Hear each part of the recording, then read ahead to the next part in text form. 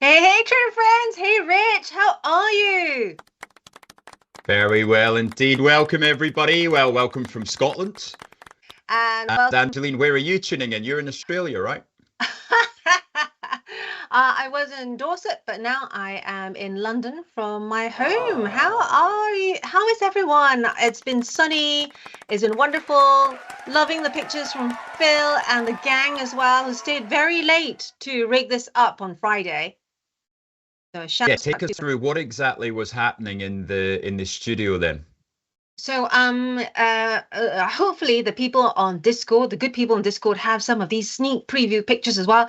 After we came off the show, we had a huge amount of unplugging, ripping out of wires. Then the whole of the technical bits in the studio was being linked up with the boardroom so that they can drive the show from there. Whilst our beloved studio, Rich, is being ripped up and being made all shiny and new. Fantastic. Beloved studio. It's a few years past the renovation, isn't it, Ange? It has been well overdue. I think a lot of kit in there, more than 10 years old, in need of some love. So it's about time. Good. Right. Well, I'm in sunny Scotland. I've had a wonderful weekend. So it was the local horse racing meet on Saturday. It's the most northerly racecourse in the UK, and it was beautiful sunshine. Honestly, Scotland is the most perfect country in the world, is my argument. When it's 24 degrees, everybody was happy. Everybody was watching the horses, getting the bets on, and my mother was the one who made the most money. Wow. Managed to catch the winner in the third race at, I think it was about 9-1. Here Um, you learned from so best. Give us the name of the winning horse. it was Moonbeam. Oh, I love it. I love horse names, especially So horse names. Fantastic. so that was Saturday. Had a lovely, quiet, relaxing day yesterday, and then today and tomorrow I'm off to the Edinburgh Fringe Festival. So this is great. Aaron is going to be there as well, isn't he? Oh, really? I'll do my best to avoid him. Okay. I think he is. Right, let's have a look at what's coming up on today's show.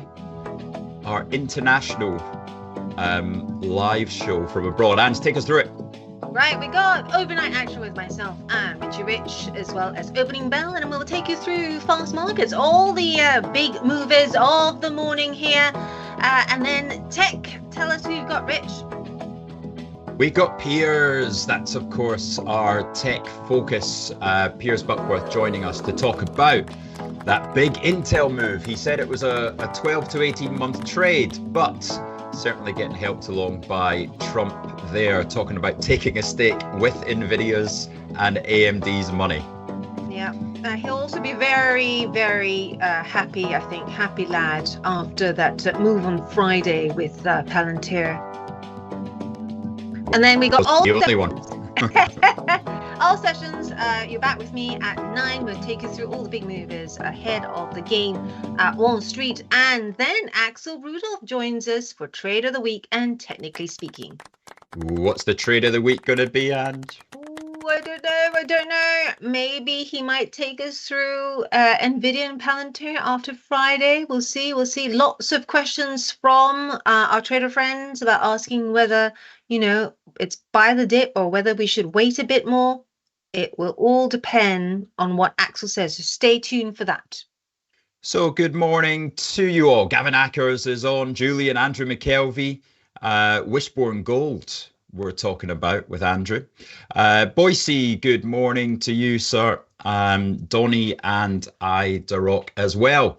Now, and you take us through the front page of the newspaper as we go into overnight action.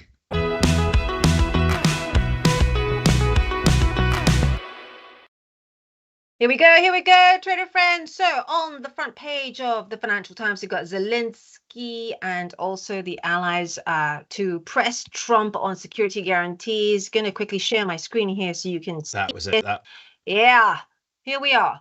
Everything on Friday, wasn't it? I got home Friday and Mum and I sat watching as Trump arrived, as Putin arrived, who was going to get out of the plane first.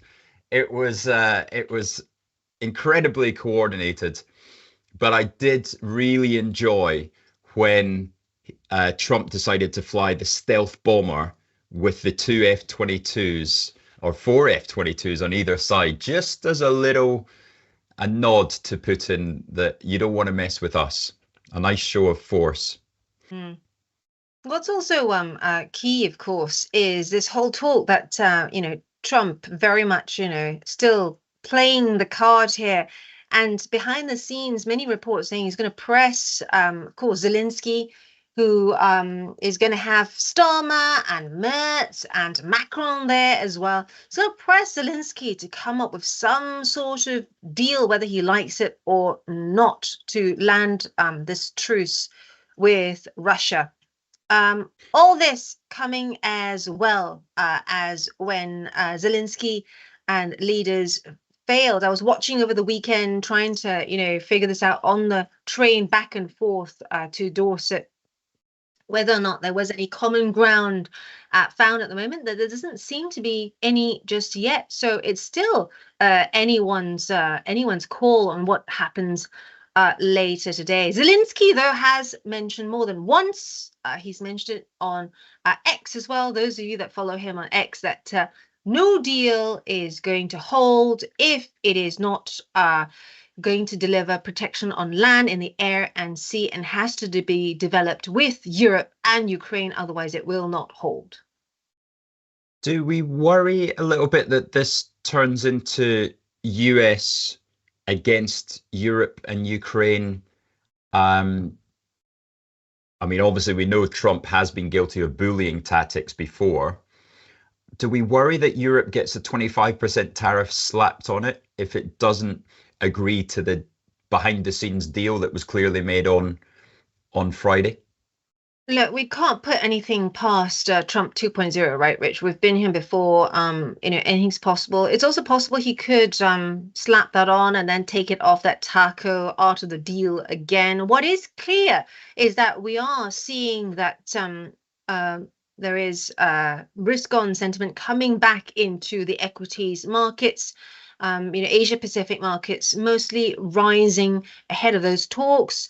Futures also slightly higher, but that was mainly because of these ongoing hopes for lower interest rates over in the US. Speaking of which, I'm going to stop sharing for a moment whilst you're talking, because I have put together a graphic for our trader friends, giving you how to trade this.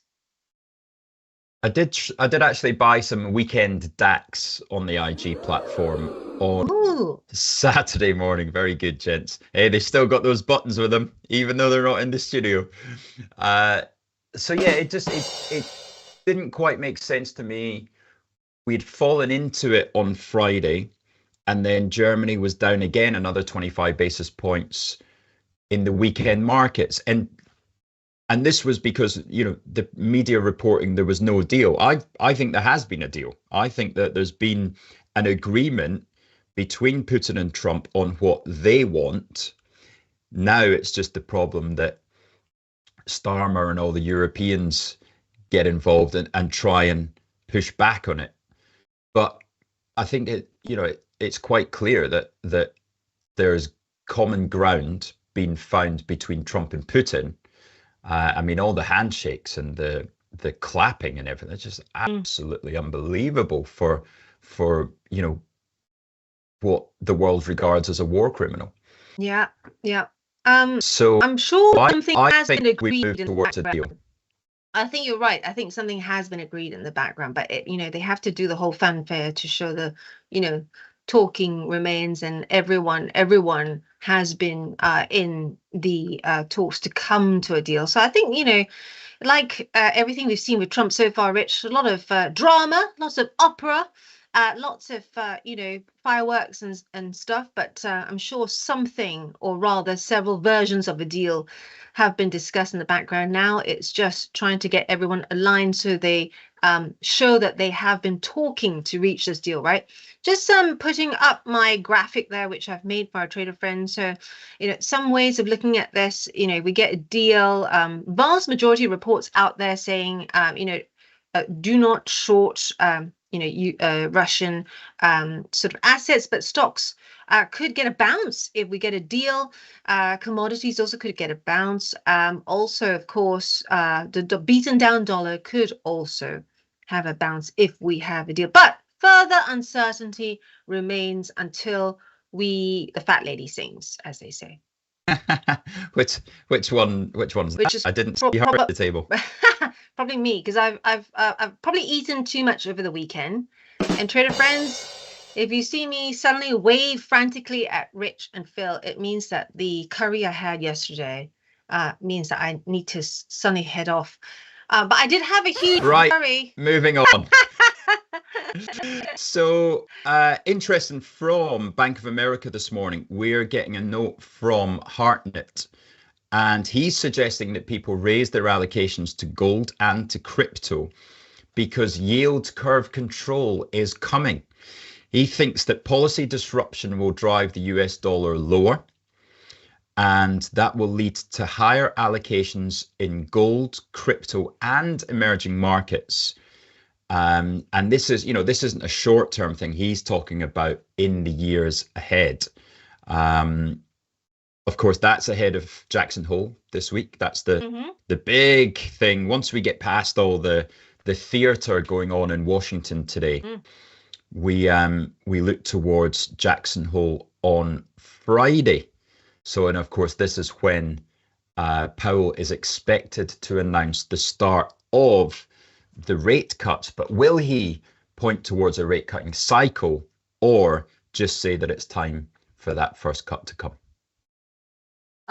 It's an interesting one. I think he is going to stay with that data dependent double D message as well, but it's going to be really hard to stay with that, isn't it, Rich? With these price pressures, not as hot as everyone had anticipated, but we are starting to see that creep in, especially with the some of the most recent numbers. Looking at gold, I do think though, and now we've had a weak enough jobs, 3 months of job data that has been weak, and inflation's in line. He will on Friday announce that he intends to cut rates.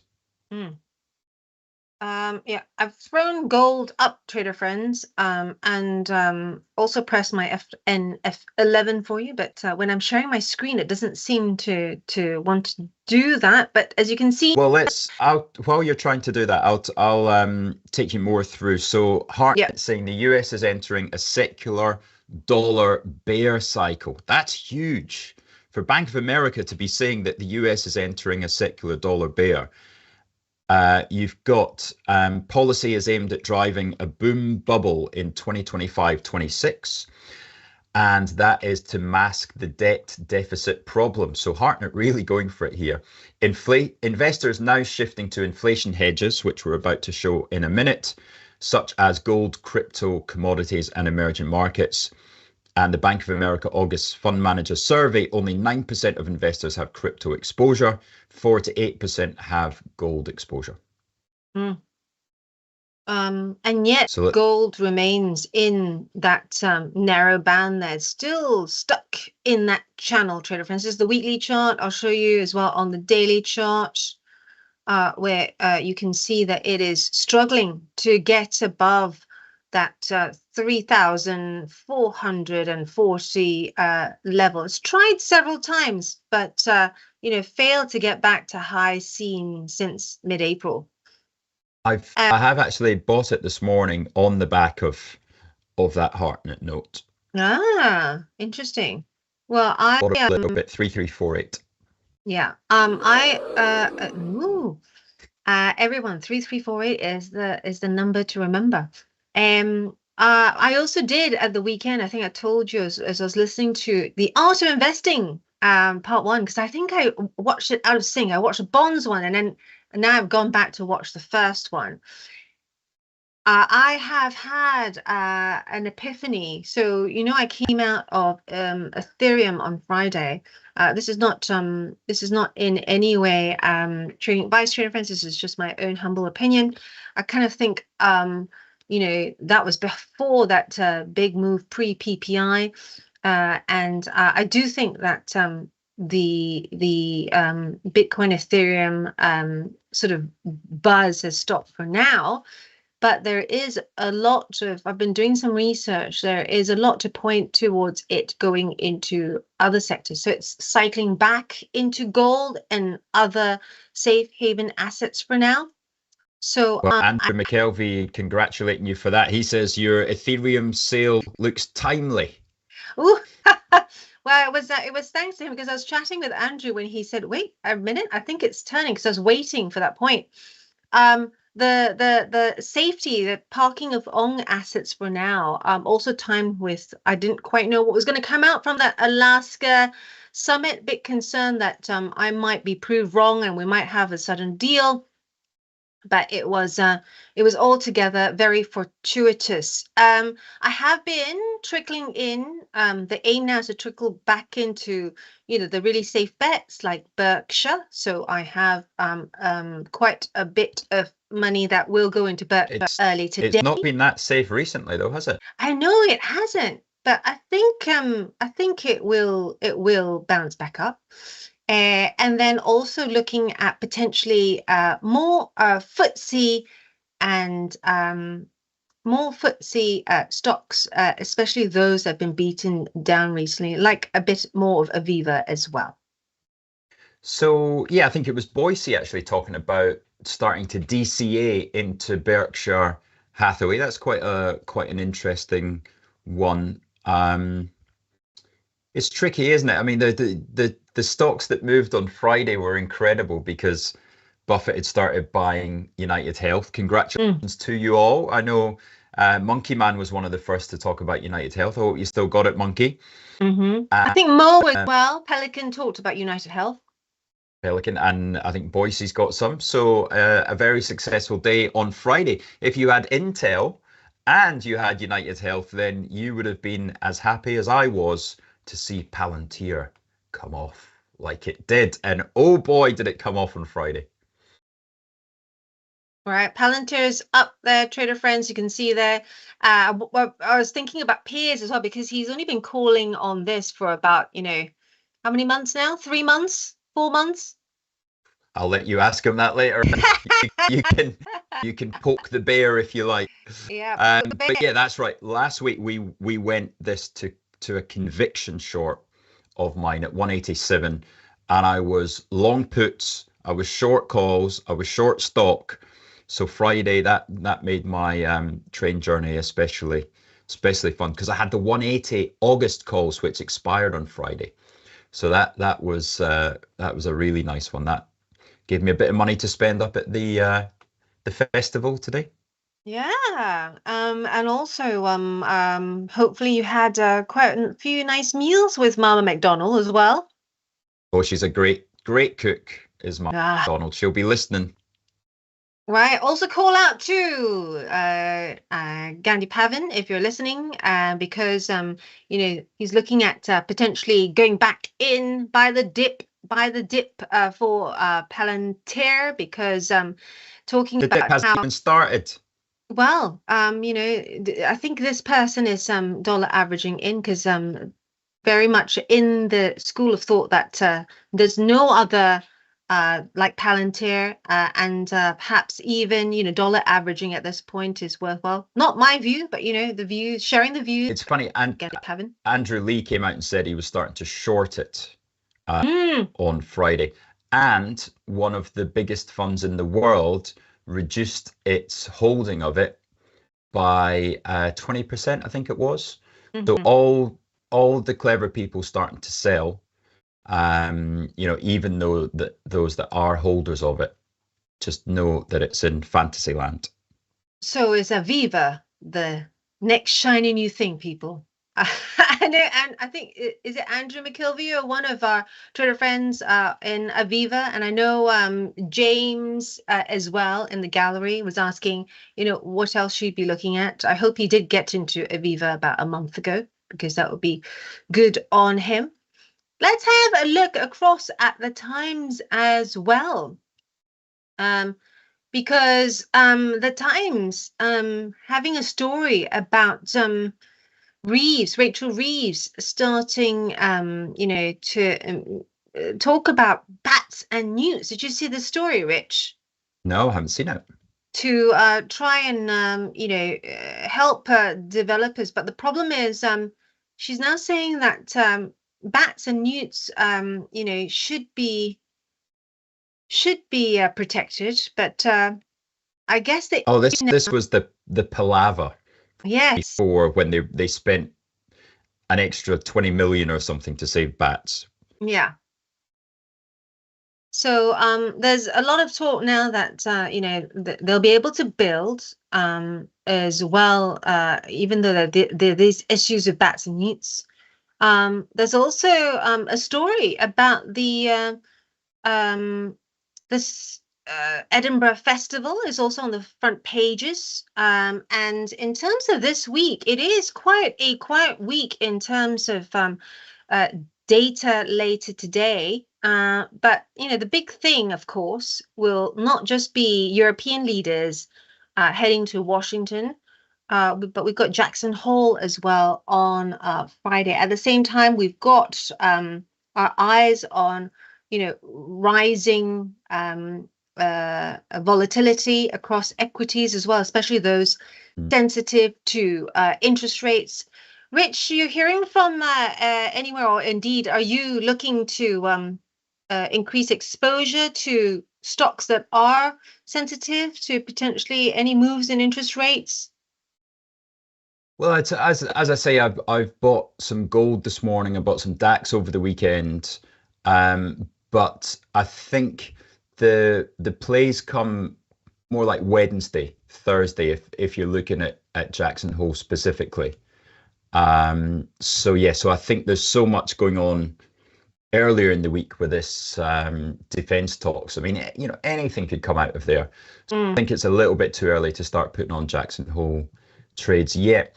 Reminder, on Thursday, you've got more big dividends coming. So if you hold Legal & General, if you hold Anglos or Imperial Brands or Entain, then you're going to get a nice payment there, as well as Schroders and some Babcock as well. So that's the dividends of the week coming to you Thursday.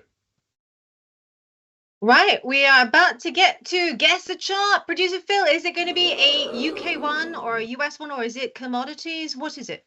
It's Europe, people, trader friends. We've got a European Guess the Chart coming up.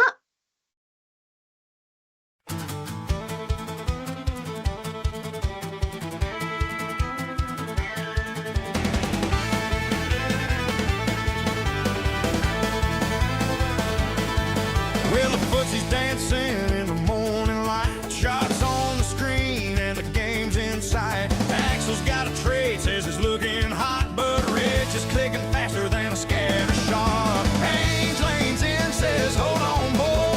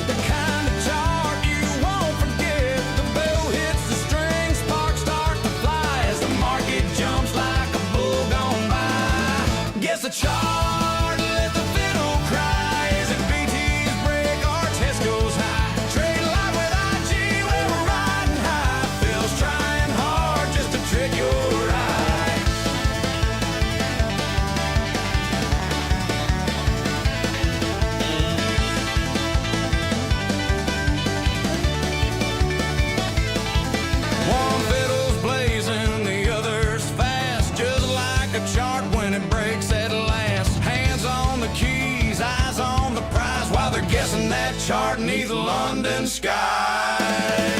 Guess the chart let the fiddle cry. Is it gold or steel? Will it pass us by? Trade live with IG, we're riding high. Phil's trying hard just to trick your ride. Yeah, the song plays on and the guesses roll. The market's got a mind and it takes its toll. From the city lights to the country night, we're guessing that chart till the morning light.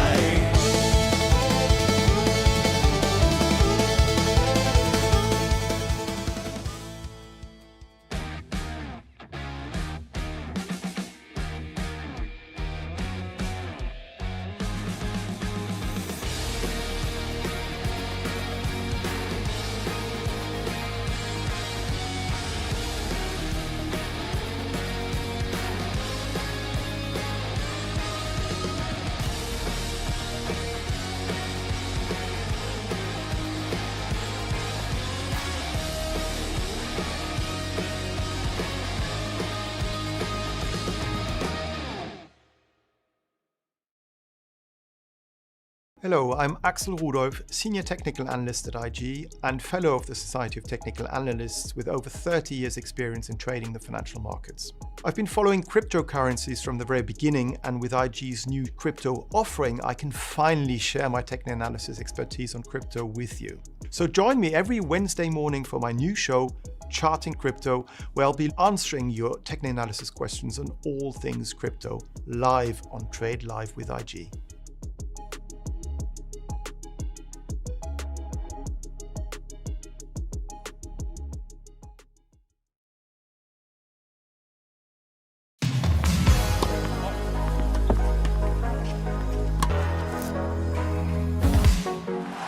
Let's do this. Hello, Pat Cash. So guys, I've always been known to be the fastest, the fittest, mentally the toughest, but the cash returns, that's something else.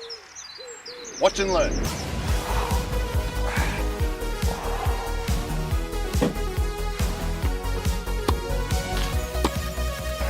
Come on, Pat. Cash returns, come on.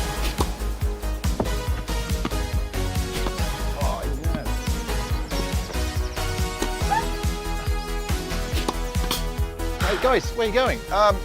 You're not going to get better than cash returns.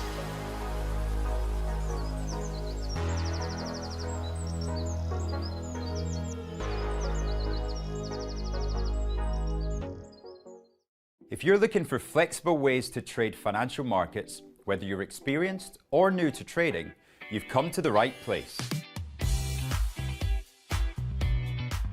CFDs let you speculate on the price of financial instruments like shares, indices, forex, and commodities without actually owning them.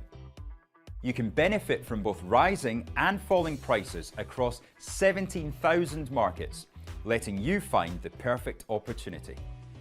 So if you think the market's going up, you buy. If you think it's going to go down, you sell. When trading CFDs, you're trading on leverage. Now, leverage lets you trade bigger positions with less money up front. So this increases your profits. Right, welcome back, trader friends. So what's moving this morning? We got Let's have a look. Let's have a look. Land Securities looking up 1% as it announces the sale of Queen Anne's mansions. Is that your place? Queen Anne's mansions? Queen Anne. And then we got some smaller movers as well, but no real big movers and shakers. Eyes are going to be on these defense names, of course. Let's take a quick look at the futures before we go in. Yeah. NASDAQ looking unchanged, with the DAX down 12 basis points and the FTSE up 20. Yeah, and it's looking as well like it's pretty much at the moment flat, possibly investors not wanting to make big moves right ahead of that incoming summit between European leaders and Zelensky and Trump. Right, let's get to the stocks then. That is the market open. Well, hey, and Do we here have an we opening bell? go. Do we have an opening bell, Phil? How can you get the woo noises, but you can't get a bell right, producer Phil? Come on. I did offer to. Right, there we go. Here we are. Angeline, let's get those stocks up. Anglos. Yeah, Anglo's up. No, that's And not right. oh no, it's not. Yeah, now it's going. It's green Yeah, now. okay. Just up, just a touch. Okay, let's order them by performance again and see who is at the top leaderboard. It is Fresnillo, followed by BAE Systems. So the defense names liking what they saw. Then we've got Glaxo up one, Relics, AstraZeneca, strong open for the farmers. And the defensive names with BATS and SSE also outperforming. The SSE headquarters about 2 miles away from me here. Nice. National Grid also up almost a percent there. And Vistry as well. I know some of you trader friends have got positions in Vistry. Interestingly, Halion, which makes Sensodyne, also up 8% there. Market, of course, now pricing in the September rate cut out of the US.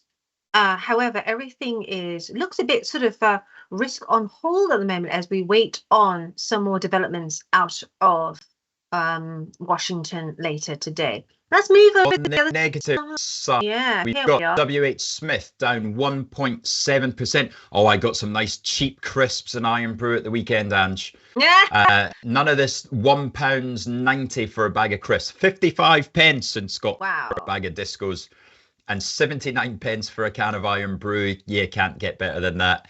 None of this inflation up here. There's going to be an Iron Brew beer.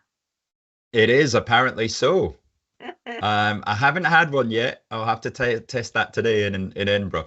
BHP down 40 basis points along with Anglos and IAG as well. So airlines small lower, HSBC small lower, IHG, Shell all down between 30 and 40 basis points along with the index. So the index just really dropping a little bit, and BP unchanged.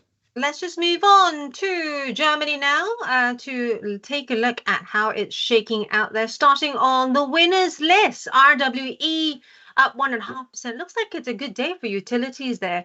Rheinmetall also bouncing a tad up 0.2%. Bayersdorf also up 0.5%, and Bayer there gaining ground. Any of those names pop out at you, Rich?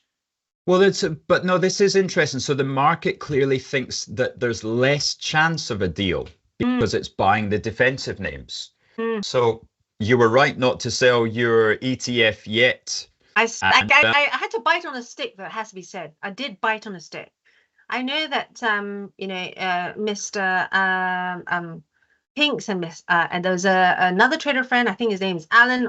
They have reduced their positions. I had to bite on a stick, Rich, because on Friday, those of you who were here with me heard me saying, either way, even if we get a peace deal, this is the theory in Andrew's mind, Ukraine will have to arm itself to the hilt, even if we not just Ukraine. Yeah, and everywhere else. So that's why I kept my position. No, I'm definitely, so on weakness, I'll be buying the Wisdom Tree Defense ETF. If there's a deal, then we might see some weakness, but that weakness I don't think will last very long because, Wisdom Tree European Defense focuses solely on European names. It doesn't take in any of the American names. It is just your Rolls-Royce, your BAE, Rheinmetall, Finmeccanica, Leonardo. So it is solely where that theme is in Europe. So I'll be looking for that if there is a deal, which I think there's going to be this week at some point. Not too sure about this trilateral meeting. How do you think Zelensky and Putin sitting across a table from each other? It's not going to be a handshake, is it? No. It's going to be frosty. It's going to be tense. Trump, if anything, is probably going to be sat, in this kind of strange, commanding but weird, that side by side, but I'm not really side by side. I'm not really sat side by side with you kind of posture. I can't see it happening. I cannot see Zelensky controlling himself in a room with Putin. Let's have a look at also some of the other German names here that are moving higher. Siemens Healthineers, SAP also moving a bit higher, but have a look at the banks. So we saw last week, Rich, and we talked about this a great deal, didn't we? Some of the banks starting to pop higher, but Commerzbank has gone back down. The car makers remain largely weak there. Volkswagen down, Mercedes-Benz. I wonder if these car makers are revving lower or heading lower because there are concerns out there that Trump may slap on more tariffs to try and get a deal going. It might be that, but it might also be the story in the press this morning that Tesla are slashing prices here in the UK. So, you know, if that happens here, is it going to happen in Europe as well? Because he's got to do something to attract the customers back after the Elon hate that has really knocked Tesla sales by as much as 65%. One of the analysts I speak to drives past the depot where the cars come in to the UK, and he says, Rich, there's 4 cars there. Normally there's 400. He says people are not restocking. There is just a sales collapse going on in the UK. So hence you're seeing Tesla bring down prices, not from a strategic point of view, but from a desperation point of view. Yeah, well, they've done this before, haven't they? Several months back, or even more than a year now. It did sort of cannibalize margins for numbers. So we may see this happening once more, but there are some out there, just being devil's advocate, for those of you in Tesla who have messaged me, thank you very much for your thoughts, that with rates also coming down expected in the US, and then Europe is expected and the UK expected to, well, the UK has already started to follow suit, this might actually help Tesla in the coming year. Just some other points for you to consider, trader friends. We also have Bitcoin holding at the 122K resistance, and also taking a look at oil as well, because it is very close to that 64 mark there. Let's have a look at commodities here for you. We've got, I'm going to try and zoom in for add that to the workspace. Yeah, oil up 30 basis points. Gold going above 3350 now. A reminder, Hartnett of Bank of America pushing that this morning, up 46 basis points. Copper down 40 basis points. And then what else are you seeing there, Ange? Yeah, we're also seeing, palladium move a bit lower than palladium, down 0.6%. Same story for platinum there. Silver just cooling off there. There was a lot of discussion about silver potentially starting to go, as Dylan likes putting it, cuckoo bananas, because it tends to lag gold, but it hasn't quite gone completely cuckoo bananas. It is cooling slightly, maybe perhaps awaiting news out of Washington today. Also, yeah, platinum's kind of come off the boil as well. Actually. Yeah, down from the highs. Was it 1460? It was. It was, and now 1333. Wow, it touched 1,500 actually. So yeah, 10% already off the lows, platinum. Also, bear in mind that this is coming as yields across Europe continue their charge with 30-year yields in Germany. France reaching the highest since July 2011. So this is coming off that backdrop there. Natural gas as well. I know that there are some of you trader friends, women in fact, guts of steel when you trade natural gas, down 2.5% there. So if you shorted that, well done you. Let's cross over. We haven't checked on France just yet, Rich. So crossing over to France there. Having get that zooming in for our trader friends. That's the winners list there. Rich, you want to take us through? Let me see. I am just checking up on my positions at the moment, Ange. So Unibail are down. get back onto this. There we go. Let me have a look for you. Up around 1% there. We're seeing some of the consumer names like Carrefour up 0.5%, and Danone up 0.5% as well. How's Rentokil managed to get into the France 40? No, that is something I have to. Must have been when I was trying to add it, and I must have picked the wrong one. But Trader Friends managed to sneak in like a little rodent, like a little cockroach has managed to sneak in. This is one of those things which allows me to explain to our trader friends. We are working on this. I promise you, I have marched over to the dev desk for you guys to create these nice automatic watch lists. But many of you have gone, "Ooh, I really love that watch list that you and Rich have. Can you send it to us, or is it a default?" Actually, what it is Rich and I have had to, it's a labor of love, isn't it, Rich? We have to add in order to filter. So we have added a lot of these names so we can filter it for you. SD Microelectronics also up a bit higher. Let's have a look at the losers. Rich, do you want to take us through the losers? Yeah, so as you said, European banks not having a great morning, down 1%. BNP Paribas, Total down 1%. That's funny because oil was actually okay, wasn't it? So seeing Total weaker.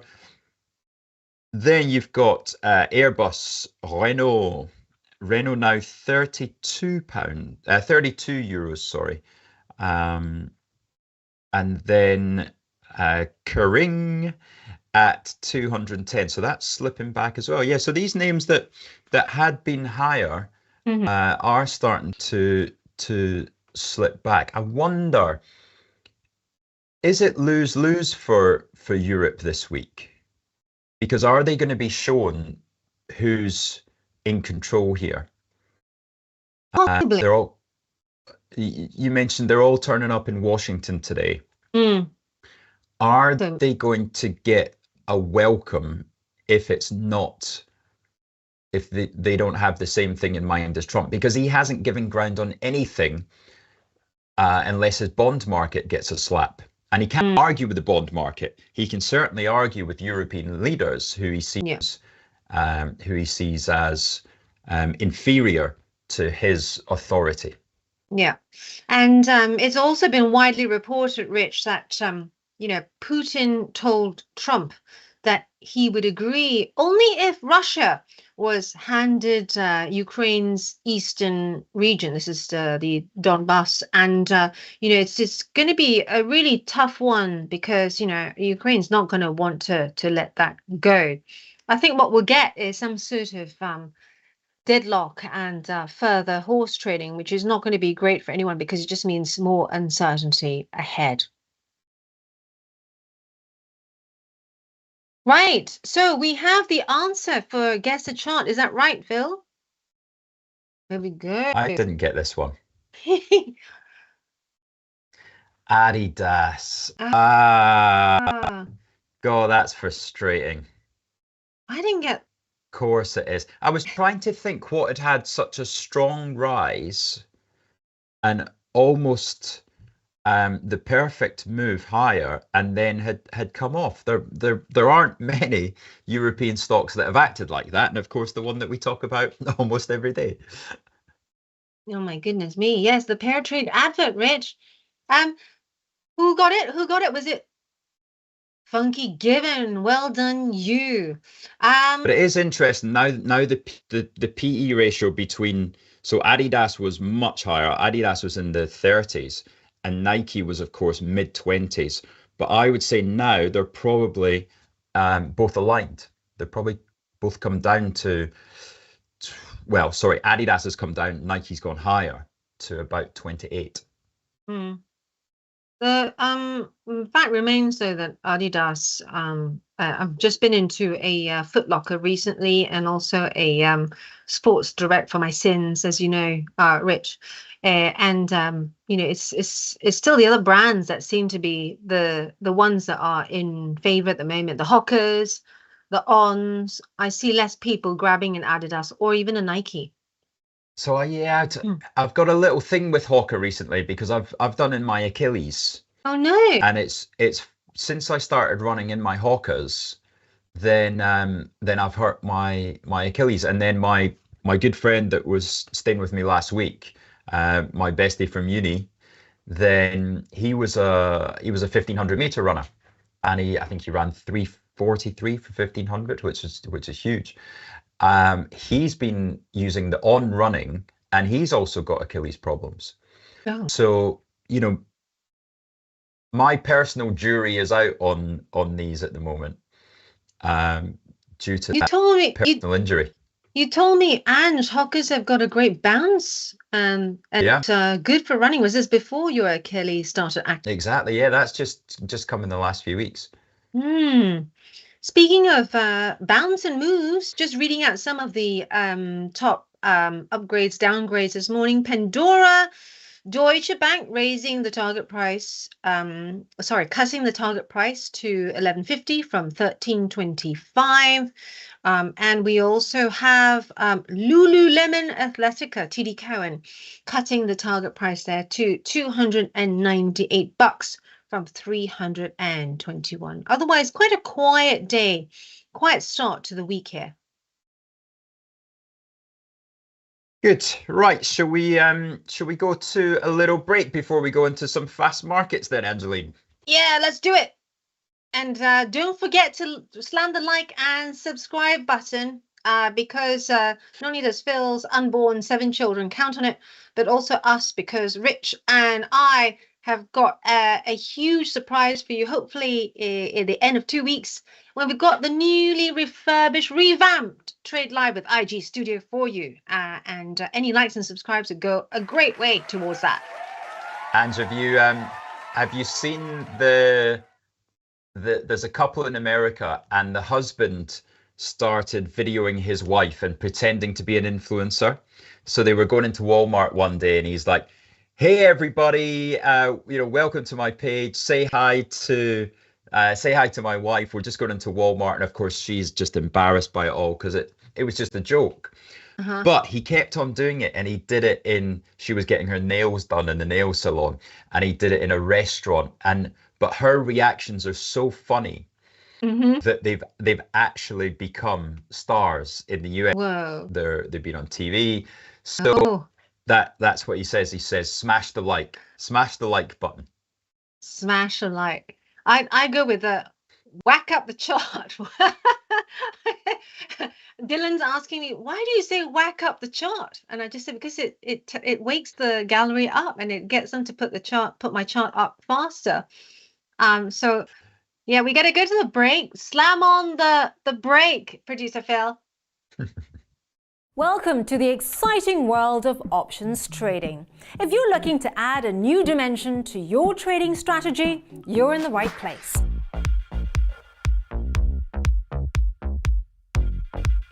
Options trading offers unique benefits that can elevate your investing game. With options, you can protect your portfolio against market downturns, essentially creating an insurance policy for your investments. Now, what sets us apart is our commitment to your success. We provide extensive educational content to help you understand options trading inside and out. And with our 24-hour servicing, support is always just a call away. But that's not all. Options also allow you to generate income from your existing positions. Strategies like covered calls let you profit even when your stocks aren't making big moves. Options also shine when the market isn't following a clear direction, whether prices are rising, falling, or staying flat. There's always an option strategy you can use to potentially benefit. Now, we offer 2 ways to trade options: listed options for US shares, ETFs and futures, and over-the-counter options through spread bets and CFDs. Both types give you the ability to take various market positions. So, ready to explore the potential of options trading? Well, open an account today and take your first steps into this dynamic market. Remember, while options trading can be rewarding, it comes with risks. Always trade within your means and never risk more than you can afford to lose.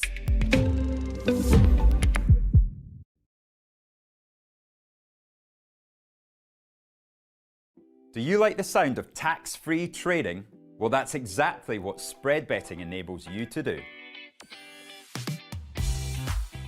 This tax-free way of trading lets you speculate on the price of over 17,000 financial instruments, like shares, indices, forex, and commodities, without actually owning them. With spread betting, you can benefit from both rising and falling prices, letting you find the perfect opportunity. So if you think the market's going up, you buy. If you think it's going down, then you can sell short. Not only is spread betting exempt from capital gains tax, but it's also commission free. All you pay is the spread. With us, you're not alone.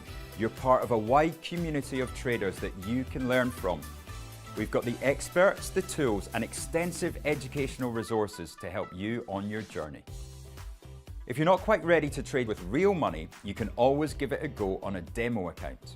Open an account today, join the conversation, and be inspired to make moves.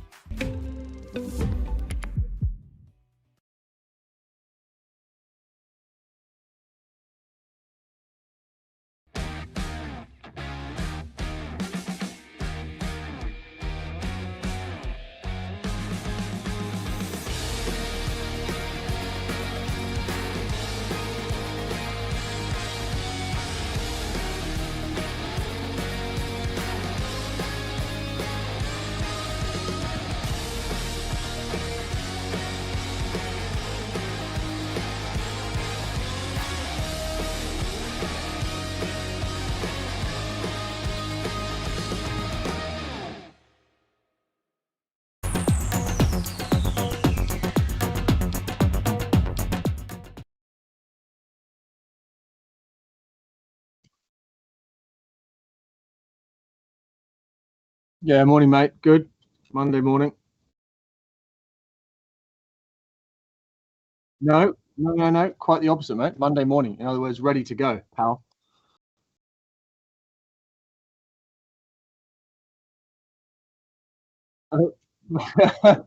What, Reuter? You're he wants to. Hey, Rich, how you doing?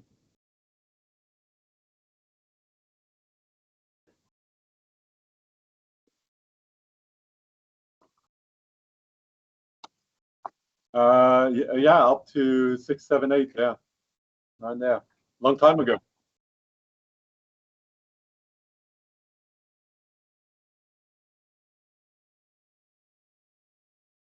Buybacks, IPOs, block trading, all the risks that we took, everything that had to be done confidentially behind Chinese walls, that you were not allowed to know. Sorry? Yeah, quite a few. That was a long time. Anything dodgy from that country, we didn't want to touch. Right. Yeah. Anyway, right. So what do we do? What are we going to do this morning? Are we going to talk about the rotation, which is slowly but surely creeping into the US market?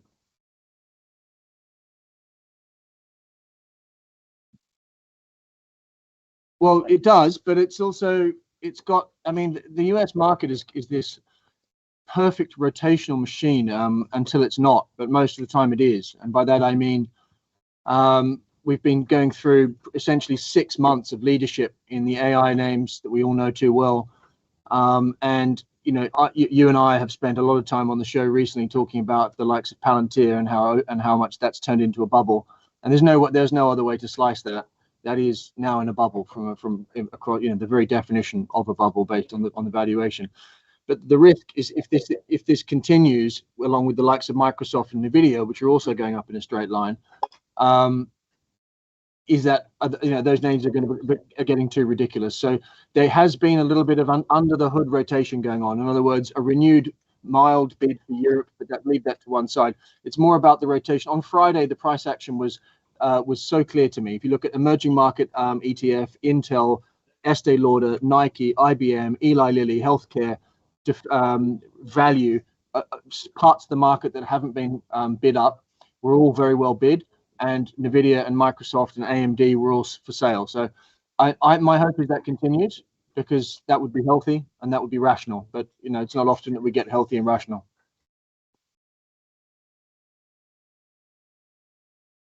Yeah.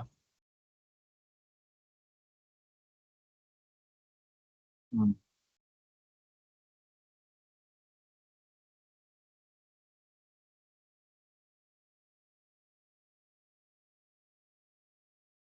Yeah, I mean, I think that there always has to be a kind of catalyst, I suppose. Sometimes these rotations happen without a clear catalyst, but I think that PPI print, and if you look at the detail that we got the other day across 3 key line items, it kind of took the market by surprise. It was hot, after the CPI print that we just seen, which had calmed the market down. So the knee-jerk reaction from the algos was obviously a sale.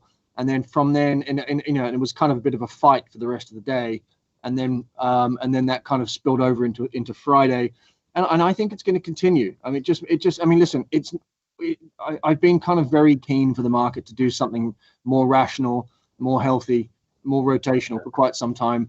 Maybe that was the catalyst. Maybe it wasn't. Maybe it's just the right time. Maybe it's seasonal. Who knows? But it needs to happen. Today the futures action, although tiny snapshot of the day, indicates to me that it's going to continue, right? It tried to do its usual morning rally up 27 basis points on the Nasdaq, and now we're back to flat. So which is a different vibe to what's been going on recently. It's been staying there and just holding there. So let's see how the day pans out. We've got obviously a big week this week with Jackson Hole being the headline. There's potential fireworks from the Jackson Hole is usually but has been in recent years a pretty big event for markets in terms of what he says. We've seen some pretty wild swings. So it's an interesting moment for him to be doing a Jackson Hole speech. So we'll see how that goes. But yeah.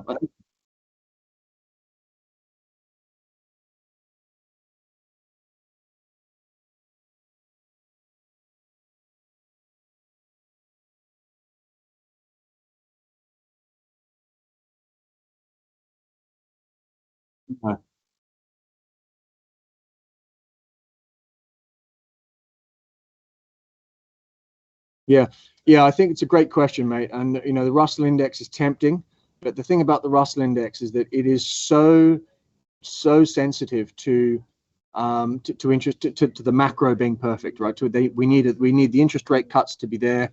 Like the PPI print, for example, has messed up the entire. The Russell Index had a spike last week on the CPI, but then of course that's all thrown to the wayside as soon as we get that PPI print. The macro needs to be perfect because those companies have got a lot of debt on their balance sheet. So I wouldn't say the Russell Index, but I would just say the high quality value companies that have been left, who that haven't had sort of a bid recently, which actually makes it interesting, because does that include the banks, right? That's the question, because the banks are all very overbought and very high. They've been rallying along with the tech stocks because of obviously the yield curve. So the question I have is, can the market hold up with just a select group of names like IBM and Intel and Estee Lauder and Nike and all these kind of names? Can the market hold up with that stuff? I don't know whether it can. So I think the market probably needs to have a sell-off. I'd rather be in the equal weight than the normal S&P, put it that way. Yeah, that's exactly right. Out of that list of things that you just said, emerging markets, Russell, equal weight, I would go for the equal weight every 100% right here. Great. Right, we're getting the questions in then. Pelican asking thoughts on CoreWeave, because the lockup is over. Yeah, correct. And there's been a lot of volatility. Listen, I have a kind of a rule with these things that I've used for years, which is that I wouldn't touch unless you want to get in and out on a very short-term basis and ride a bit of the initial momentum. I wouldn't touch these IPOs, whether it be Circle, whether it be CoreWeave, until they've had about 3 quarters of operating as a public company, because then you've got the lockup done, you've got the liquidity, you've got some earnings guidance, you've got a little bit more sort of track record to go by. Otherwise, you're just gambling, right? I mean, sure. CoreWeave is an exciting story, but they have loads of debt, as we've discussed. They've also been crowded into. Now the lockup's done. They've done, you know, there's lots of stock being placed by the banks, by the brokers on this deal. There's lots of stuff going on, so I would just avoid it and just let it settle down. Pick a level to buy it. I like it a lot. You know, if you look at it on a valuation basis, it's 20 times sales, right? But with 200% revenue growth, as we discussed the other day, which makes Palantir look so expensive that it's a joke. But then again, there's a balance sheet issue, so we'll see. I prefer to just watch it for a bit, let it calm down, and then pick a moment to buy it. What about US retail, such as well, Foot Locker is the question Andrew McKelvey's posing to you. Foot Locker. Or US retail in general, but he's just suggesting Foot Locker as an example. Yeah, interesting. Well, I mean, listen, Foot Locker and Nike have been, they've kind of they're kind of one of the same, right? They're in bed with each other, and the reasons why Foot Locker have been struggling is because Nike dumped them, and the reason why Nike have been struggling is because they dumped Foot Locker. So they're kind of in a very similar boat, and they've both had very similar outcomes over the last quarter, whereby very low expectations, very beaten up stock, and then of course Foot Locker's obviously got the M&A angle to it as well. But the I just think once a company has been subject to M&A like this one is, it's kind of just it removes a lot of the it moves over to the risk arb guys, right? And it's less interesting. So I'd be focused on Nike, not Foot Locker. I've just been so Piers, we had a bit of a problem to start off with. I was on mute, and the guys muted me in the studio, and you were the only one people could hear, but it went down quite well with the audience. And great. Some are asking if we can just keep it that way. Let's just keep Rich on mute and have Piers talk. Okay, yeah, great. Sounds good. Dear. Can everyone hear what you're saying now then? They can now, yeah. Okay. I don't think we missed too much at the start. Yeah, well, I mean, you were just asking me what I was just talking about the rotation, and you were asking me what's the best things to hide in or rotate to, and I think we came up with the idea that it's the equal weight. But my summation is that I think the whole market needs to sell off. Yeah, right? Because it needs to happen. When's it going to happen? Is it going to happen? It has to happen at some point, right? We can't go up in a straight line forever. Well, something that has gone up in a straight line for the last week is Intel, your little baby itself. Talk us through your thoughts on that at the moment. Phil's going to pull up a chart as well. Yeah, so I suppose the first thing I'll say is that this is the ultimate endorsement by Trump and the administration as to how strategically important this company is, which is, if we had to cut down my entire thesis on this to its nuts and bolts, that is it, right? That this company, which is hated and shorted and no one's got, and is in the doldrums, is in the world we are in today, which is in the height of a tech battle, particularly with trying to onshore all the big the powerhouses of TSMC from Taiwan into the US.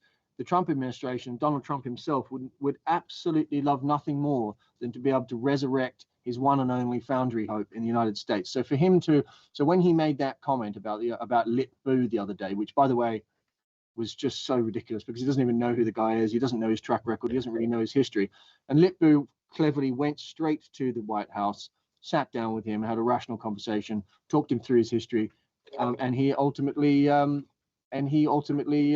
the end of it said, well, what a fascinating story. Sorry, mate, I didn't really know much about you. And furthermore, why don't I just take a stake in your company? Yeah, with the money that I received from NVIDIA and from AMD. Exactly. And by the way, the unspoken sort of detail here is that he's going to I don't want to use the word coerce, but we may as well use that word, coerce Broadcom and NVIDIA into being Intel's customers, right? I mean, that's one way this plays out. So he's trying to pull away from 18A process, right? But it could very well turn on its head here and end up with them going neck deep into that, and having NVIDIA and Broadcom being forced to buy to basically move their business from TSMC to Intel, because they can do the business now, right? This is a new thing. They have the capability to do it. So it's going to be a fascinating time. But for the the very, very, very short term, I think there's a lot of confusion in the market. A lot of people who are negative or short, who are a bit nervous about what's going on here. So the price action is very jumpy. What will be interesting to see whether it can get through 26, 27 and actually hold, because this range we've been in is over a year old now. It has not managed to get through 26, 27 and then hold that level, not once. Great. Okay, so that's Intel. Let's so we've got only 2 weeks left until Nvidia results. Do we get through the theater in Washington today, then we get through Jackson Hole, and then people are going to start to look at this thing, aren't they?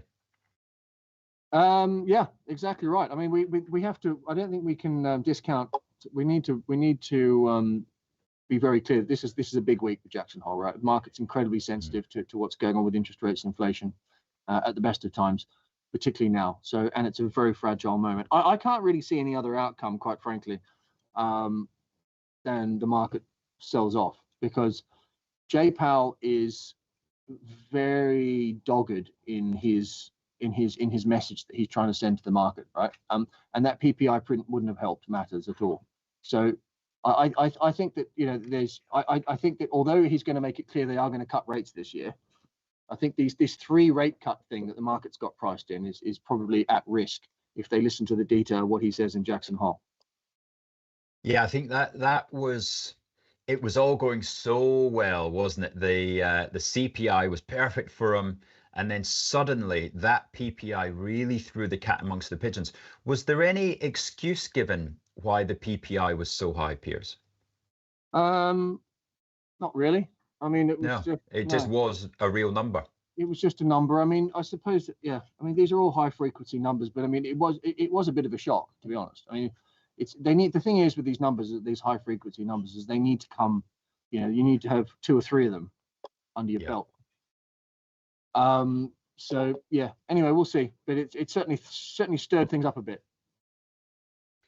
Now, I know that you don't like UK stocks at all, but at the top of the leaderboard today, guess what the best performer in my watch list is of UK stocks, Piers? Let me guess. Vodafone? Nope. Oh, okay. Okay. I'll give you a little clue. Go on. How's that? I don't know whether that's even giving me a clue, mate. AJ Bar is the best performer of the day, up 2%. So back in Scotland, you will see. There we have it. Iron brew and shortbread, my staple diet. Christ, mate, I honestly don't even know what they do. Okay, cool, man. Great. So you can tell you're in Scotland without telling anybody I'm in Scotland. I'll tell you what's interesting in Europe, though, if you want to talk about Europe, is two stocks. One is Aden, which is the payments company, which everyone probably is familiar with, ADYEN, who had a major sell-off on their guidance cut, on their sales miss last week. They were down 18% circuit breaker, right, on the day. They went up, and then they closed the day minus 6.5%. So think about that intraday rally. Now they're higher. Look at that gap that's about to be filled. And it was just such a great buying opportunity, because this is the only way to pay. They're still growing above 20%, which is a high growth, which is pretty much one of the only growth companies in Europe. Can you believe? And they have, pretty much, without doubt, the only liquid sort of semi-large cap way to play the payment space in Europe. Anyway, that was a very interesting scenario, price action wise. Yeah, very much indeed. I haven't heard of that stock before, actually. There's another one that you've taught me. Oh, wow. Okay. And the other one is, of course, Novo Nordisk, which have got this news this morning, which is massive. Now take us through that. So their pills, not only are they diet pills, but they're now, as we established last week, they're also reverse aging.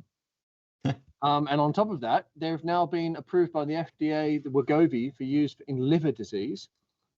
And of course, they also used in diabetes, and there's talk of Alzheimer's. So these drugs are kind of super drugs by the looks of it. And these guys are at the forefront. Obviously, they took a massive hit for their profit warning, but they got massively oversold. They've got so much, I think, in the hopper with regard to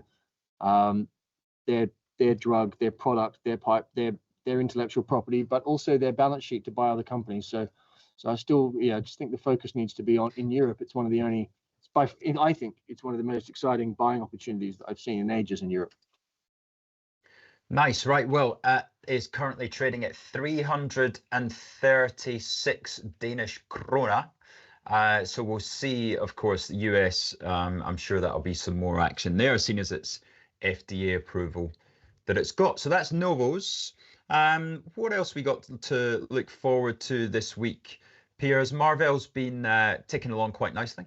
Yeah, Marvell's one for me. I just kind of, I think you just got to hold it. You've got to realize what this is, right? It's got to hold it and just not really think too much about it, because if the market sells off, it'll probably sell off too, but it'll probably hold though. It's kind of just an under the radar thing, this stock. I think you need to take a 12-month view on it. So those who are listening and caring in this stock, just know that, right? This is not a trade. It's a buy and hold, this thing. No, Jules just saying it's X day for ADRs, as in, do they mean X dividends? We'll just get some clarification on that. But yeah, I think that might be right. Yeah. And so then any view on Berkshire Hathaway, Piers? It's come off since the day after that, obviously Buffett announced his retirement. It's just been that slow, steady sell-off, isn't it? Let's see if producer Phil can pop up a chart of Berkshire Hathaway. I don't really look too much. I don't really seem too much into this, to be honest with you, mate. I mean, it's quite. I mean, listen. On the reverse side of this coin, by the way, Berkshire Hathaway have just piled into United Health, as you probably know, which is why that stock moved so massively. And by the way, that's also part of this rotational theme that I was talking about. That's where some of the big money is now rotating to. Some of these beaten up healthcare is the number one topic on Wall Street right now, okay, because it's massively underperformed. These are big liquid names that usually are part of people's benchmarks and portfolios.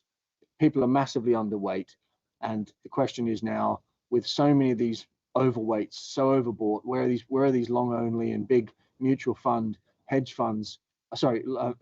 Mutual funds and long onlys, passive and so bigger, more value orientated money. Where's that rotating to now?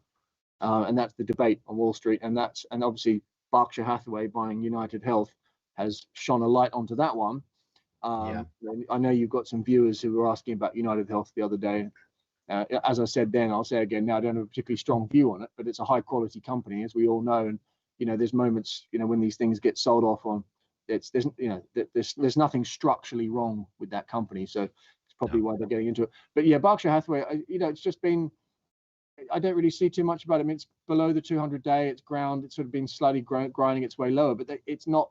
It's a great example of what's not been bought in this market recently, right? This market has been so concentrated, the buying activity in the AI winners, and the likes of Berkshire Hathaway, the likes of United Health, the likes of IBM, etc. And IBM, by the way, is an AI winner, I might add. Yeah. But it's come off 25% from the highs, right? Just quietly whilst Has it really? Wow, I had not noticed that. Yeah. Now, where does Apple fall? Obviously now has started to move, but at 231, has it had its move higher, or is that the start? I mean, my thoughts are, I mean, I had this in the book. It was just a trade, really, because I expected numbers to be better, and then of course we got some even better news than that with regard to the Trump love-in. I told clients that I'm going to take the win last Thursday at like $230. From a technical perspective, it looks like it can get to 240 quite easily. It kind of feels like it wants that too, but I'm not. There's a lot of question marks that need to be the questions that need to be answered. Number one is, what is their AI strategy? They've just come out with a whole bunch of new robotic products last week, so they are doing things there. But the market needs to be convinced on AI, and the market also needs to be, this whole Trump loving thing is great, but how are they actually going to bring this manufacturing back to the US? I mean, if that's what he claims they're going to do, that logistically, financially, that just seems like a completely non-event to me. So I can't. So I think there's lots of questions on Apple. But one thing that we've got to remember is that everyone's negative on Apple, right? I spoke to maybe 4 or 5 people about it last week. They're thinking about 2 of whom are trying to construct a new portfolio, and they're like, no, definitely not putting Apple in there, right? So that's the vibe. And you've got to be careful with that, because that's powerful if they have good news. Very powerful. Oh, definitely. And so you don't want to be shorting Apple when everyone else is negative on Apple. So for me, it's just like I made a bit of money. I'm going to step aside and just watch. That's what I'm doing. Of course, in options land, we have the luxury of doing things like selling puts. So maybe, selling a sort of 215 put, a 220 put even, is take some premium in there, because I think I would probably buy them if they got back to 220. The numbers were fine. We've got through the tariff mess with Tim Apple giving his little gift, and there could be upside. But yeah, it's, as you say, it's so unloved and underweight that if they came out, let's say they did a deal and they bought Perplexity or something like that, whatever it is, and suddenly they go from nowhere in AI to actually having a presence, the stock's 250 on the open, isn't it? Yeah, absolutely. I mean, I think that's right. And I can't stress how powerful the positioning story is, particularly in a stock that's as important as this in the index, right? That just the simple fact that people have to, and when I say have to, these situations force people to participate, right? You have to bring it from, if you're underweight, you have to go to equal weight or overweight, right? Mm-hmm. And that's a mechanical passive process in many ways. So, and given the size and importance in the index, it's like almost a foregone conclusion that when that button is pressed, when the market agrees that it's no longer an underweight or an equal weight, then that's 10% on the stock higher, without and more. And then they start buying. It opens up. It opens up 6. It closes up 10, and then they're buying for another 4 days afterwards. Yeah, exactly. And then it's become a different thing, and then potentially the machines get involved in the momentum, and then away we go. So it can turn on a dime. Apple, we've seen it happen before.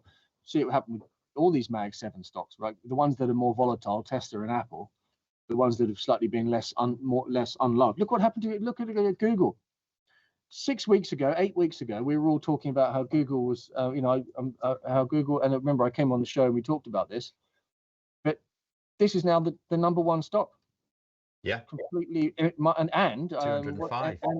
And Sam Altman wants to apparently bid for Chrome, which is obviously, a net positive. The whole breakup story with Alphabet is still an open question, but if Altman, obviously it goes without saying there'll probably be a bit of a bidding war for Chrome, but nonetheless, Alphabet's gone from being dead money to now being the hottest of the Mag 7 stocks, about to make an all-time high. Right, Piersy, it's time for me to pass you across to the very capable hands of Angeline. Then she is going to have a catch up with you on some of her favorite US stocks, no doubt her pension portfolio as well. And then you guys are going to do the all sessions. Great to see you, my friend, and great to see Mike Reuter as well.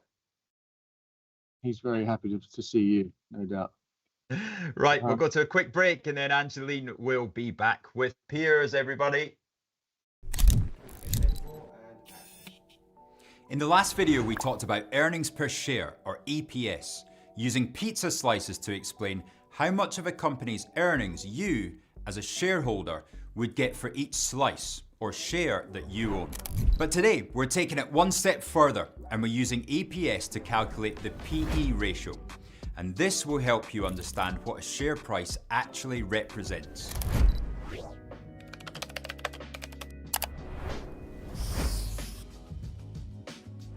The PE ratio stands for price to earnings ratio, and it's one of the most widely used tools to measure a company's valuation. But what do I mean by that? Valuation is essentially the price you pay for something compared to what you get in return. Is it worth it?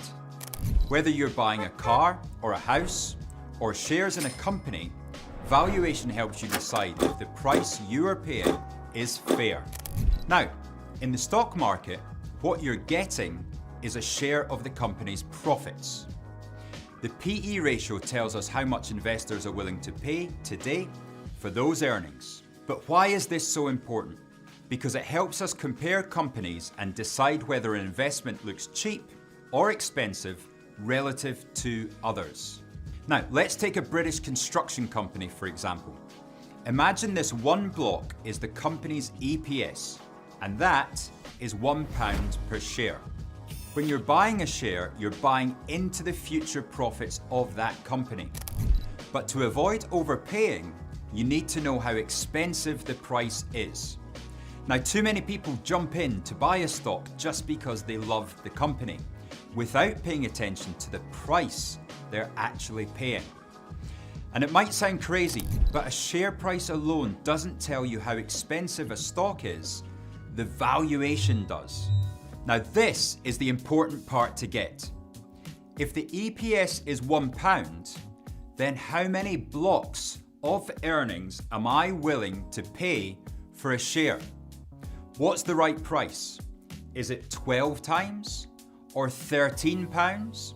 Or if our construction company's PE ratio is 14, that means investors are paying 14 times the current earnings to buy a share in the company. So the share price is simply 14 times or 14 blocks built on top of each other. Now, why have I chosen 14 times? Well, that is actually the price of the FTSE 100. Adding all the profits together of the top 100 British companies and then dividing them by the number of shares, we can say the FTSE 100 is trading on a PE ratio of around 14 times 2024 earnings. Now that looks fairly cheap relative to its own historic PE of 16 times. Now the PE ratio can be seen as a snapshot of investor confidence. A lower PE ratio might suggest that investors think the company and their profits aren't growing very fast, while a higher PE ratio often means investors are expecting big things in the future. Now let's compare our British construction company, or the FTSE 100, to the S&P 500, which tracks the 500 largest companies in the US. Now its PE ratio is currently 24 times earnings. And that means investors are paying 24 times this year's earnings per share in the S&P 500. And you can see the difference right here in that valuation. That's very expensive relative to its own historic value of only 18 times earnings. But here's the big question. Why is the S&P 500 trading so much more expensive than the FTSE 100? Is it overpriced? Or are there other factors at play? Well, that's what we'll explore in the next video when we look at something crucial, the earnings growth.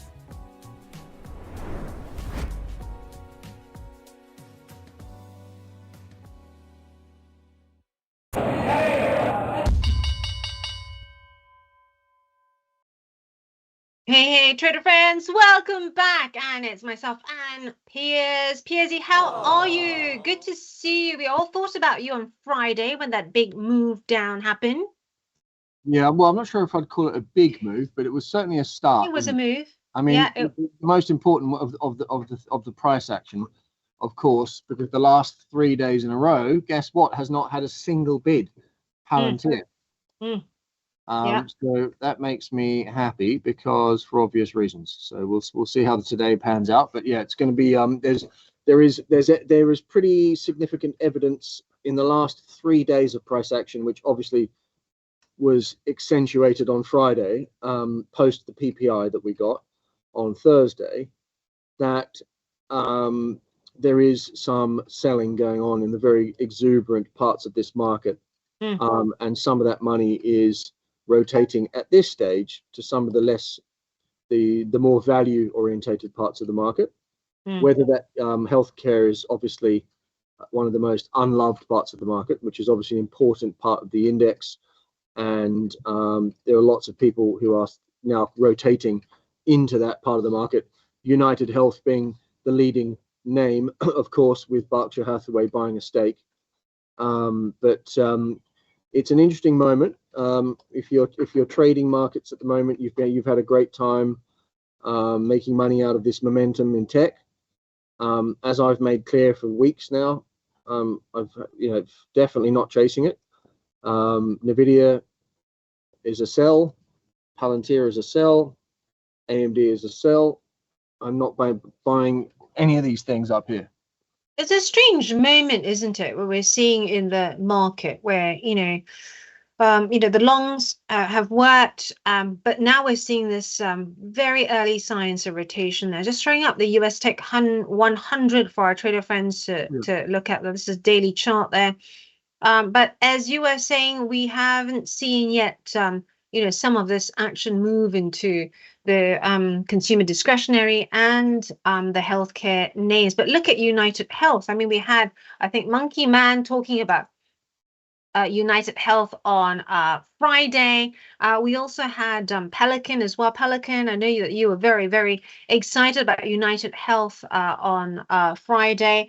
Just interestingly, I've been scanning my filters to see what are the likely big movers later today.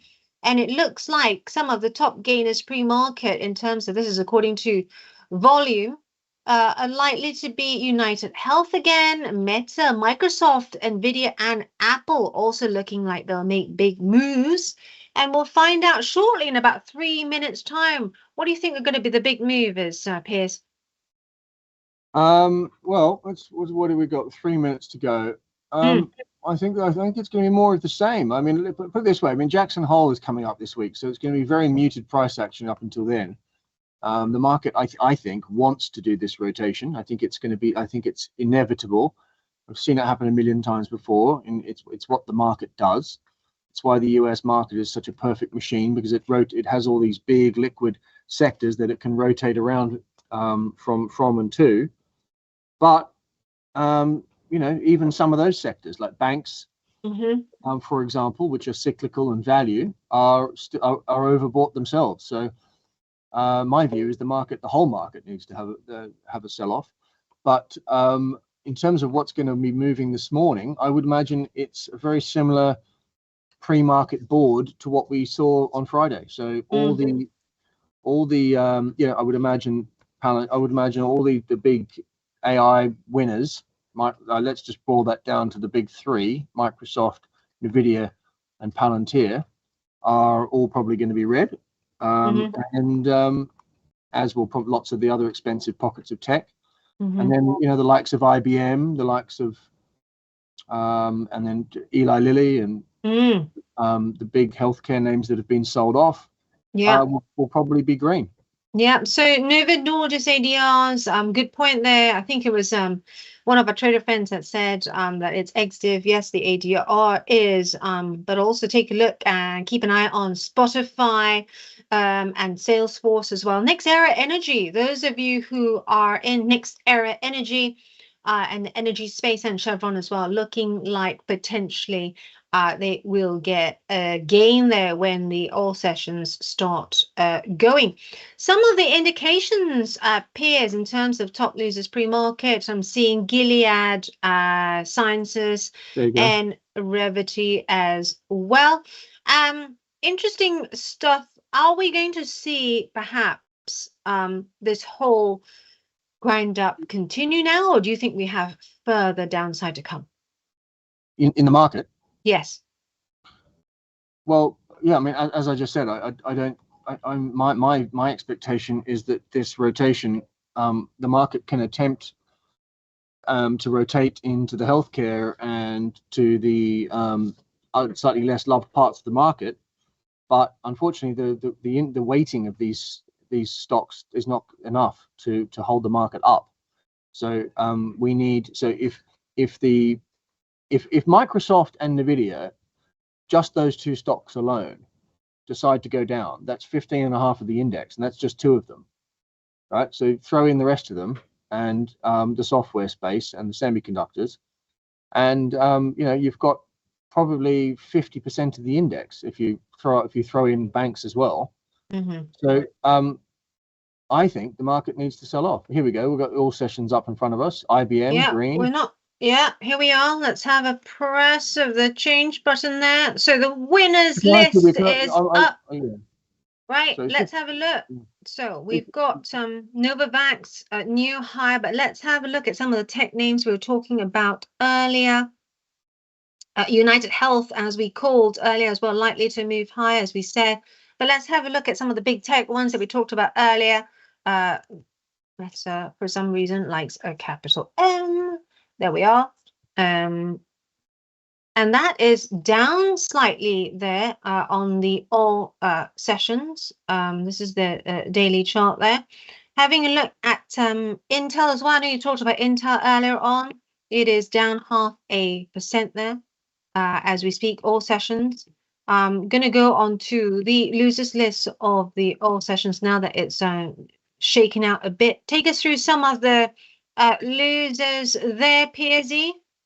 Right, what have we got? Keep that. There we go. That's all pretty rational stuff. Palantir, MicroStrategy, Mara Holdings, which is one of the big exuberant Bitcoin miners. Bearing in mind the crypto universe is all down quite aggressively this morning. Yeah, after Friday. Soundhand. Listen, to be honest, if I'm being brutally honest with you, I find the pre-session boards for when I'm looking at Bloomberg or whatever it may be, it's in a market that we're in at the moment. It's kind of some of them are relevant indications and some of them are not. So, but I think just look at the key names, right? The leading names in the indexes, which are overbought and are crowded, and they all should be red. Let's go through those. Goldman Sachs, tick. Palantir, tick. You've taken it away from me now. But, okay. Oh, sorry. I'm just going to zoom in on Goldman Sachs, as you mentioned. Goldman Sachs. I mean, just take my word for it. They're all on the highs. Goldman Sachs made a new all-time high last Tuesday. So anyway, here we are. So yeah, so the list of names that should be red are the ones that are very, very overbought. And obviously there you go. Nvidia is also red. Let's just focus on the three. Nvidia. Let's get Microsoft as well. Where's Microsoft? Microsoft, wherever you are. Anyway, just can you type it in maybe? Yeah. There we go. Yeah, Microsoft is actually up just a smidge. Plus 16 basis points. Yeah, so. Not much. Yeah, so anyway, so the bottom line is that things have shifted a lot, right? We've been coming in and we've seen all these names I've just mentioned. We see them up every single day for the last God knows how long, right? They closed on the lows on Friday, and now we're red again pre-market. So, and I just think this has been a long time. Look at Palantir. There we go. I just can't. This thing is hopefully going to get slaughtered. And it's got all the signs of that happening right now. And there's lots of little tidbits as well knocking around Wall Street where people are coming out, short sellers, and saying, "Good Lord, Jim Cramer, you should be fired for trying to pump this stock up to 200 for no reason." And all these kind of little bits. So that my point is the tone has shifted, right? We went through a period of time where there was only bear bulls, there was only bullish action, and there was only bullish voices, and all the bears kind of just sat back and didn't say anything. And you know what? Dan Ives actually said that on CNBC. He actually came out and said the bears are hibernating right now, which gave him a little bit of a hedge to his call, if you actually think about it. But we'll see. But it's all pointing in that direction right now. Yeah, and what's key is it does feel different after Friday, doesn't it, Piers? It feels a bit heavier, the market now that we've seen a bit of that reverse. As we always say here, trees don't grow into the sky, and the same with stocks as well. I don't see them just continue to head north. So this. Yeah. Some of the other movers that I just want to quickly check on as well. So looking at my filter here next to me, looking at ExxonMobil, because they had a statement earlier on about some issues of heavy rain, but that does not look like it has moved it at all, which is good. We're seeing quite a few moves in Turkey, which may be sort of a default play as we wait on those talks to resume in Washington. We got the Europeans, of course, Merz, Macron, Starmer with Zelensky talking to Trump today. There's no guarantee of any deal at the moment. In fact, many out there saying that it's unlikely that there will be a deal anytime soon, because Putin does not, one thing for sure, Putin doesn't like being told what to do, but whether or not there's already been a deal that's been pre-agreed at the weekend, and this is just, part of the process of showing that they continue to talk the good talk, remains to be seen. So we're watching that as well. In the meantime, just taking a look, Piersy, at the indices, how they're shaking out at the moment, looking quite flat to lower today. Yeah, I think I can't see how the markets are going to be able to muster any more upside right now. I mean, Europe has been off the ball a little bit of late, and that there's been a lot of jostling going on in and some cooling down, some much needed cooling down in a lot of these defense names where things got ridiculous. I mean, look at some of the valuations and the expectations that were built into Rheinmetall, etc. Right? It's all well and good to get excited about it, but then there comes a moment always when the bid disappears and some reality sets in, and that's kind of what we've got going on here across the board globally. Yeah. So the markets that have not been exuberant are the ones that are going to act better in these coming weeks, in my view. Yeah, when the penny drops, that's it feels a bit like it's now just having a look elsewhere too, other than the expected talks, Zelensky meeting Trump along with other European leaders today. There's also a great talk about, of course, Jackson Hole, which you talked about with Rich already. Just some of the individual movers. We know you spoke about this with Rich earlier on, Novo Nordisk, which I still have a position on. However, I have started adding more to Eli Lilly and just held on to my position on Novo. This is this move as well, down to that Wegovy getting this accelerated approval of that serious liver condition drug. I wonder if you've seen those statistics coming out on the GLP-1. I mean, is there anything this GLP-1 cannot do? Apparently, it now sort of cuts your appetite for booze as well, and things like cigarettes. Yeah, I mean, listen, it's almost too. I mean, next thing you're going to hear is that it promotes male hair growth. Well, yeah, it's almost like that's not true, by the way, trader friends. I'm just saying that this GLP-1 just seems to keep delivering. Now it's liver conditions that you can treat. And Alzheimer's has been thrown into the hat as well. But listen, I don't really I suppose I don't take a lot of it that although I'm not disagreeing with, or not necessarily not believing what I'm reading, but it all sounds a little bit far-fetched, if you ask me. But nonetheless, it is it's very clear that this particular drug, which originally was used for diabetes, has been morphed and it has the capabilities to reach a number of different critical areas of human healthcare and disease. So I think there's a lot more that needs to be proven. But my view is that Novo Nordisk, particularly in the weight loss space, where it has been proven very, very clearly, are leading the game there in terms of the effectiveness of their drug. And yes, it's now a competitive landscape, and yes, the growth rates are nowhere near where they used to be.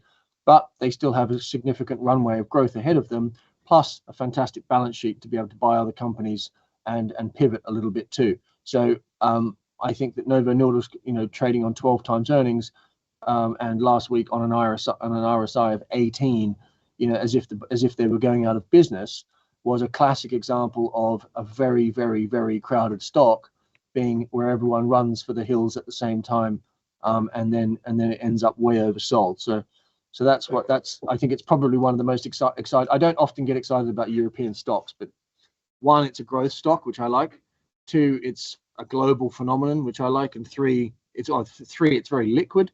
And four, it's massively oversold. So that always attracts me to something. And those of you liking what you're hearing when you hear Piers speak, Viking Therapeutics, you heard Julian Wheeler with me last week saying that if you truly believe GLP-1 as the wonder drug, then Viking Therapeutics, which is much smaller, not sure. Here's the chart that I've placed it for you and shown you the rise there. Viking Therapeutics much smaller and developing a oral pill, which apparently is very, very promising. But Julian Wheeler from Shark Capital liking it also because it is very small, which means it's a likely target for those big pharma names like GSK and AstraZeneca. Same goes for Structure Therapeutics, by the way. Piersy, always a pleasure having you on. What's the rest of your day looking like? Yeah, not probably quite quiet, I would imagine. Everything's a little bit ho-hum until we get Jackson Hole. Ho-hum until you see Jackson Hole. What is not ho-hum is, of course, what's coming up next. And it's Axel Rudolph with Technical Analysis and Technically Speaking. Hello and welcome to Technical Analysis for Pros, where I'll be looking at moving averages. I've got a daily FTSE 100 chart here to look at, and you can see two lines on there. One is this orange line, and in my case, what I use is the 55-day simple moving average. Now, a lot of people use the 50-day, the 100-day, and the 200-day. I prefer to use 55 because it's a Fibonacci number, and I also look at the 200-day simple moving average simply because it's something that everybody looks at, even fundamental analysts, as a proxy for whether a market or an asset class is bullish or bearish. If it's above the 200-day simple moving average, that's considered to be bullish. If it's below the simple moving average, the 200-day, then it's considered to be bearish. Now, what I use the moving averages for is simply as a smoothing tool to see in which direction the trend is heading. So if you're not that comfortable looking at all these gyrations of a candlestick or a bar chart, just look at a moving average, and if that's pointing up, then the trend is likely up. If it's pointing down, then the trend is pointing down. We know all of that, but what I want to show you here is how I use the moving averages. And I like to use the 55-day moving average because quite often around it you tend to find support. And you can see here on the FTSE 100 chart, on the daily chart, we had that back in January of this year. For 3 days we held around the 55-day simple moving average, which acted as support.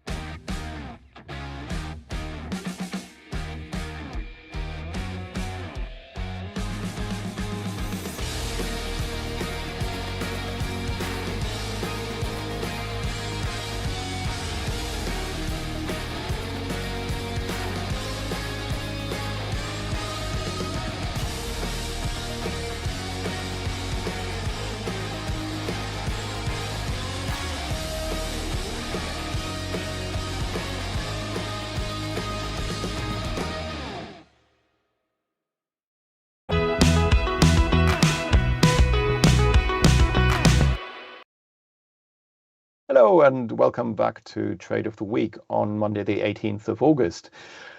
I would like to go short Euro franc this time, and I'll show you on the chart why. It's a purely technical setup, but basically what you can see here is that we made a higher high on Friday than we did earlier in the week on Monday, and this higher high here has not been confirmed by a higher reading of the relative strength index. You can see here we've got a lower high on the RSI. And this is called negative divergence. And when that occurs in about 60 70% of cases, it does at least short-term lead to a trend reversal. Now, that in itself wouldn't get me to put on this trade, but since we're topping out apparently here in an area where we did so several times in the past, you can see here that high made in April, late April of this year, was made in a similar area, and then also the high going back to January to December. These highs here going back to November of 2024 and even September, early September of 2024. All of this creates a resistance area where Euro Swiss may actually come off in the days ahead. So for those technical reasons, with this tight stop, what I would like to do is go short Euro Swiss. And then how far could it fall? Well, if it comes back down and if we're just range trading, then I would expect it to slip back down towards the lower end of this range. So we could, I don't know, say 93.20 or even 40, it doesn't really matter because the risk reward setup is pretty good. So this week's trade of the week is to short Euro Swiss franc at around current levels with a stop loss around 94.50 and a downside target, let's say between 93.14, 93.20. But let's also look very quickly at the previous trade of the weeks, going back to the beginning of July. What we had there was Euro Sterling, and we were short here at around current levels. Now, since then, that one has gone a lot against us, but we didn't get stopped out. But now that we're back again and we are holding at support, I would like to just exit that short position at break even. So that one we just closed down. And then also from last week, we went short gold here at $3,375 per troy ounce. That one I would like to exit because that one made us a good profit in a few days.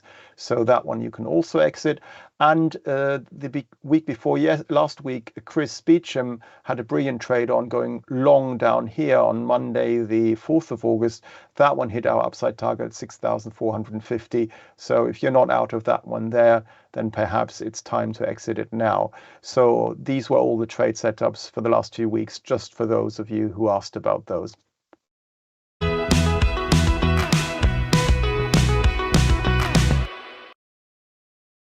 Hello and welcome back to Technically Speaking, where I'll be talking about the technical setups for this week and what we can see with regards to technical analysis on the charts.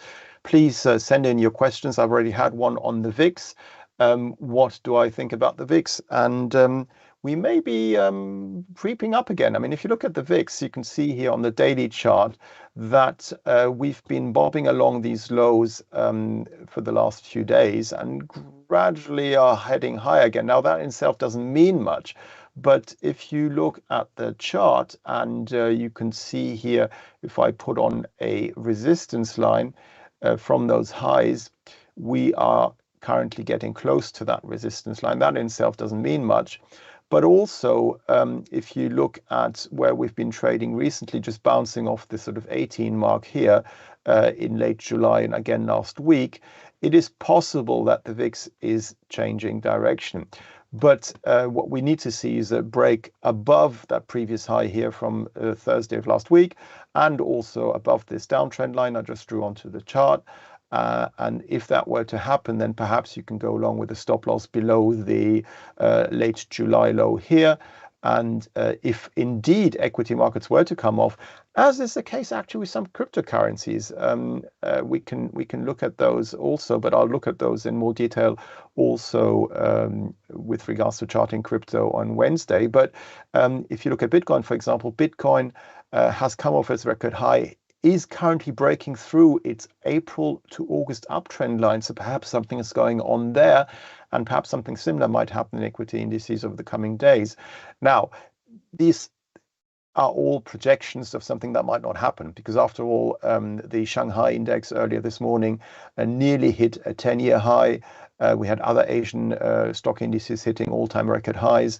Yes, European equity markets came off a bit, but we'll have to see. But for the time being, I mean, we're trading close to record highs in US markets, in European markets, and in Asian markets. So for the time being, things are looking still very positive. But if a reversal were to happen, Who knows what Jackson Hole will bring later on this week, on Thursday and especially Friday, when the Fed Chair Jerome Powell will be talking about the Fed's monetary policy. If things do shift, then perhaps the VIX could rally quite significantly again and head back up above the 20 area. So that's one to watch. Now, talking about VIX, let's talk about the S&P 500. Now, why am I getting slightly more cautious? Well, if you look at what we're seeing here on the daily chart, you can see that we've made a new record high once again here. I think on the Nasdaq, we actually made an 18th record high last week this year. And on the S&P, we're not far behind that. You can see here that we made a higher high compared to the highs seen in late July. So that's all looking positive, but we're losing upside momentum. Can you see these candles become smaller? And you can also see down here, the relative strength index actually is making lower highs, which don't confirm these higher highs that we've seen on the price charts. So again, a negative divergence, just trade of the week. So potentially this might set us up for a short-term reversal at least, as long as we stay above the last reaction low, the big important reaction low, which is the 1st of August low here on the daily financial bet made at 6,211.97. As long as we stay above there, and these lows you can see here that tie in with that also here going back to mid-July, let's say at 6,201. As long as we stay above the 6,200 area, we're still bullish from a medium-term perspective. But if we were to fall through that area, we could form a top. But again, this is all conjecture. We don't know what's going to happen next. But if you're long, watch these charts, because short-term at least, we may be in a situation where we may have had a false breakout to new record highs and then a reversal, because basically there might be no more catalyst left, as Pierre said just before, for markets to go higher, at least in the short term. So just be aware of that. And if you look at, for example, the NASDAQ 100, you can see something similar. Again, as I said, 18th all-time high made on Wednesday of last week.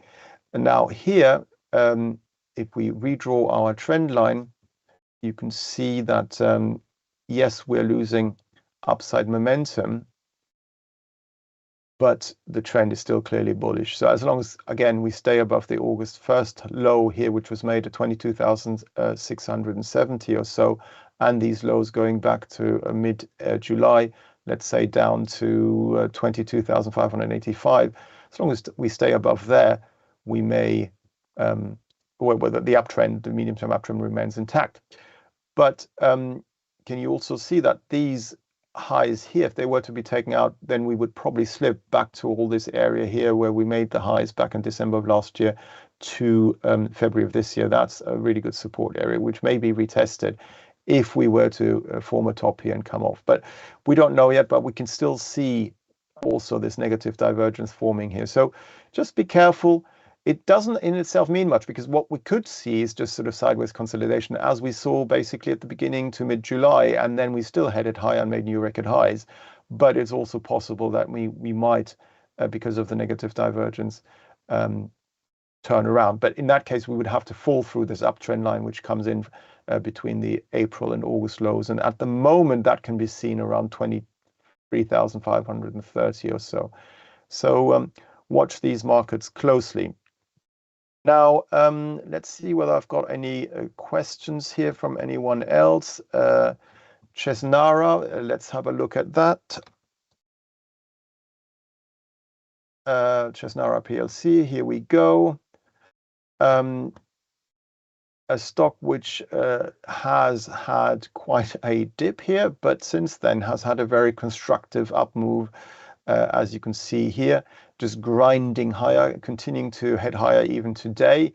Right now, for me, short term, this chart still looks positive, as long as we stay above the last reaction low, which is the low seen from Wednesday of last week. As long as we stay above there, even short term, the trend, as your friend is still pointing higher. We'll have to see where we are on a longer term perspective. So we failed, which is interesting here at the beginning of July, just around the resistance area going back to April of 2023. So that together with the high we saw in July is the next upside target if you're long. If we break above there, then if you go onto a weekly chart, we could see an extension take us all the way to the highs seen back in August of 2022. So in this case, at around 332.76 on this daily financial bet. But you can see here, if you've got big moves to the downside, and then even if it takes longer to come back up again, because quite often down moves are quicker than up moves, that is still very constructive. You saw this here happening basically at the end of March, and then since April we had a very nice up move, and now here the same thing happening again. We went down and now we're bouncing back up again. And the fact that we also held here in early July above the low seen in April is positive in itself. So here, still positive momentum taking us to this resistance area, but do look at what happens in the next few days, because you can see here you've got all these highs here going all the way back towards late last year, which may act as resistance together with these two levels I just mentioned, the April 2023 high and also the June high of this year.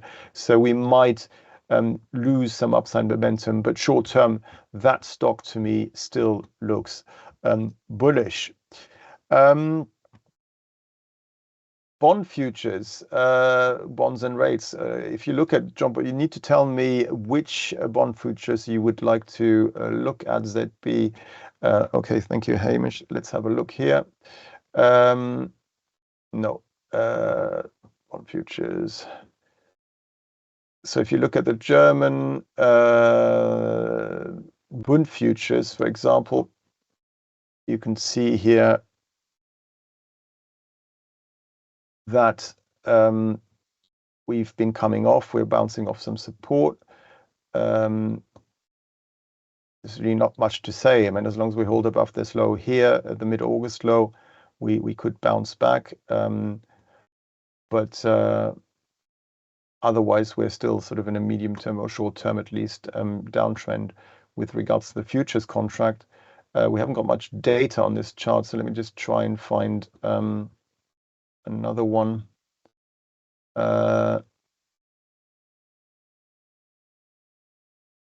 Let's look at the US ones, for example, the 10-year notes in the US. And you can see here that on a weekly basis, we are coming off the highs we saw on the futures contract a few weeks ago. And we have a similar picture here with regards to the yields short-term, the futures at least short-term here holding. We're seeming to be heading back up again, and you can see that from a futures point of view, these are the 10-year notes are still pointing higher in the short term. So basically, if you're long the futures contract, short the yield, then perhaps look at the lows seen last week, because that's the last reaction low. As long as we stay above there, we should, or we could at least in the short term, be drifting higher again on the futures contract. So yields down. But if that were to be taken out, then things might change, and we may actually come back down again and retest these previous levels here, going back to early July and also the 22nd of July, and then these highs here going back to late July. So that is another possibility. And now I've got another question on COBP. Let me just have a look at that.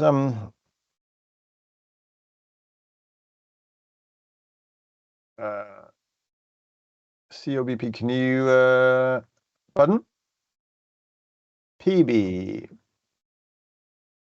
It helps if I can spell correctly, Wisdom Tree Copper. Well, I mean, Trump tariffs. So what else can I say? The copper price, if you look at it, we are now just holding above this support. We're just range trading and very, very low volatility. Nothing much going on. These lows here, you can see, tie in with the lows we saw back in April. So there isn't really much to say, because as you can see here, even those April lows tied in with all the lows going back to November of last year. So there's a really, really big support area around current levels, or just slightly below current levels on the copper price. as long as those hold, which should be the case unless something dramatically changes again. You know, what else can I say? We might bounce back short term a little bit, but we've got a lot of resistance here. Can you see all these highs going back to December of last year, together with these lows going back to the late January lows, and then also these lows between April and May. All of those should act as a resistance, so they're basically tying in with this high here at 3,046-ish. So 3,040 to 60, I think, is a pretty good resistance there. In the short term, we're just going to trade sideways, and support probably holds around 2,880 to 2,840. So that's the support area, but there's nothing much to say. We're just range trading. Now, Zscaler as another one. Zscaler, the US tech company here.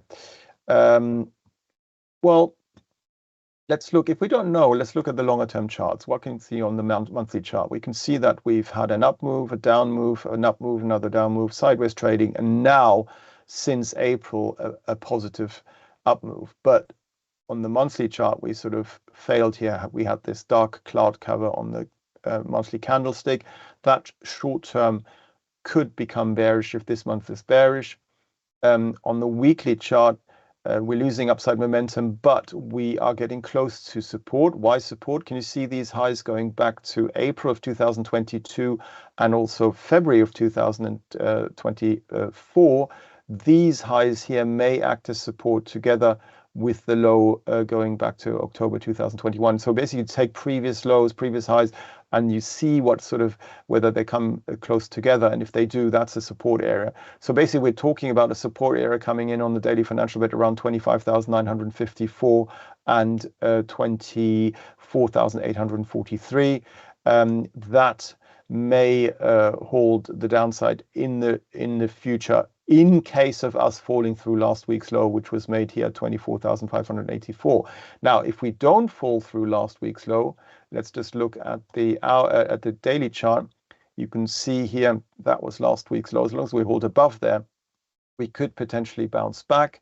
And you can see that in order for us to do so on a more lasting basis, we would need to break through this resistance line. And in the short term, at least break above the last reaction high. That was Wednesday's high here at 28,027.5.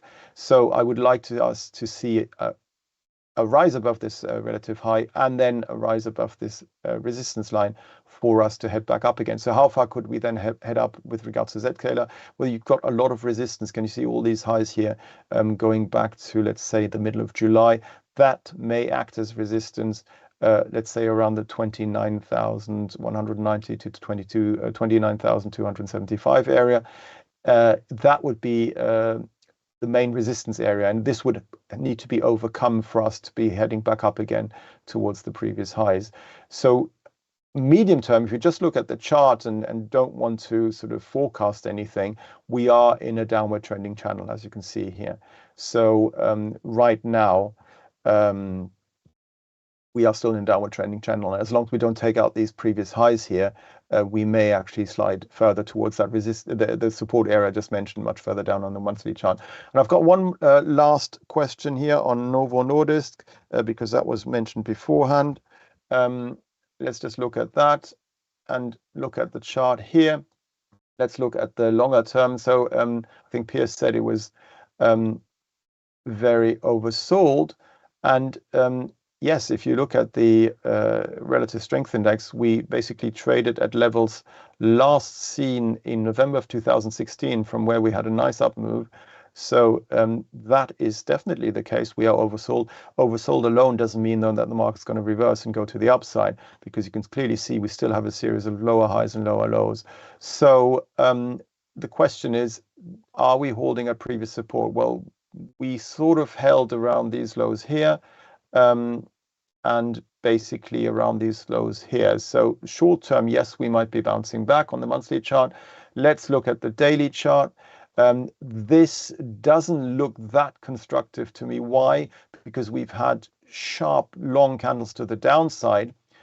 and now we're sort of grinding higher. But can you see here that low was lower than the previous low, and these lows were accompanied by positive divergence on the relative strength index. We made a higher low here, and that led to this reversal here happening. So we had an early warning signal that perhaps we could reverse to the upside, and that's what's happening now. The question is, how far can we go? I mean, we've got this resistance area basically made up of the late April lows here. That area here could act as resistance. So we're talking on the daily financial bed between, let's say, 5,700 and 5,900. That could be resistance. As long as that caps, the downside is still dominant because we've got a series of lower highs and lower lows. If we were to manage to break through that resistance, the next resistance area would be these sort of mid-May lows here around 6,170 to 6,200. And then the next upside target potentially would be the 6,412 low from the 21st of July low. But it's probably going to be a long slog if it were to go back up again. It would probably be very gradual and take a lot of time. For those who are short, well, your stop loss is probably above the high, the last reaction high, which is this one here on the 25th of July at 7,262.5. If that's too far away, then you need to ask yourself, is this just an A, B, C correction, in which case we could probably top out at these resistance areas and come back down again. So maybe what you could take is that this Marubozu pattern here, you take the halfway point of this candle, and that could be a potential resistance area, and you place your stop loss if you're short, or you take profit stop just above that halfway point of this long candle. Because usually if you have a long candle like that, can you see here, there was another long candle here. We went towards the middle here, but didn't close above it and then continued to down move. So the trend's your friend, and right now for Novo Nordisk, that's still pointing lower. Thanks for watching, and hopefully see you for charting crypto on Wednesday.